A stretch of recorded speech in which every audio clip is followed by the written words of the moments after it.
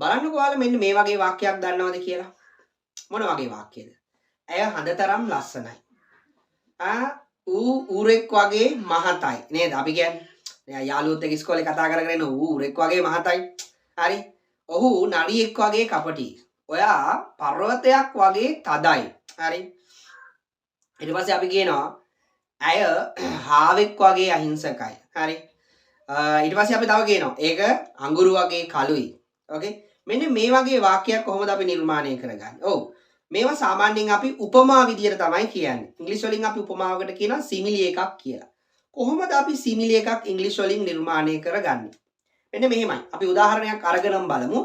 ඇය හඳ වගේ ලස්සනයි. How we say that? She is as beautiful as the moon. She is as the beautiful as the moon.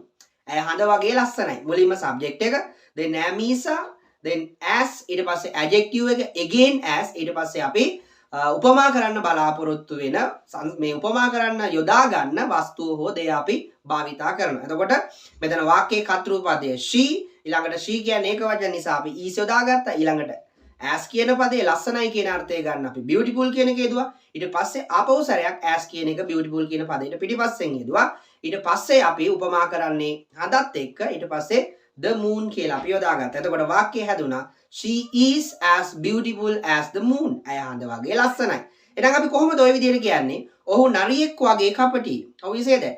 He is as cunning as a fox. He is as a cunning as a fox. ඔහු නරියෙක් වගේ කපටි. Okay. කොහොමද අපි කියන්නේ? ඒක කිරි වගේ සුදුයි. අපි කියන්නේ ඒක කිරි වගේ සුදුයි. හරි. කොහොමද කියන්නේ එහෙනම්? It is as white as milk. It is as white as milk. Okay. අපි කොහොමද කියන්නේ? සමන් ඌරෙක් වගේ මහතයි. නේද? සමහරලාට අපි කියනනේ ඌරෙක් වගේ මහතයි. සමන් ඌරෙක් වගේ මහතයි. How we say that? Saman is as fat as a pig. Saman is as fat as a pig. ඔව්. සමන් ඌරෙක් වගේ මහතයි. හරි. ඒක අඟුරු වගේ කළුයි. කොහොමද කියන්නේ? නැත්නම් ඔහු අඟුරු වගේ කළුයි. He is as black as charcoal. Okay, like that. එහෙනම් මෙන්න මේ විදිහට තමයි සාමාන්‍යයෙන් අපි උපමාවක් හදාගන්නේ. subject එක am is, then as කියන පදේ, ඊට පස්සේ අපි යොදා ගන්න නාම විශේෂණ පදේ, නාම විශේෂණ පදයට පස්සෙත් නැවතත් අපි as කියන එක යොදනවා. ඊට පස්සේ අපි උපමා කරන්න බලාපොරොත්තු වෙන වස්තුව හෝ දේ අපි ඊළඟට භාවිතා කරනවා. හරි. අන්න ඒ විදිහට තමයි එහෙනම් වාක්‍ය හදාගන්නේ. ඉතින් I request you all to make more and more similes and improve your spoken and language ability. අපි මේ වගේ වීඩියෝකින් හම්බෙමු. then goodbye you all.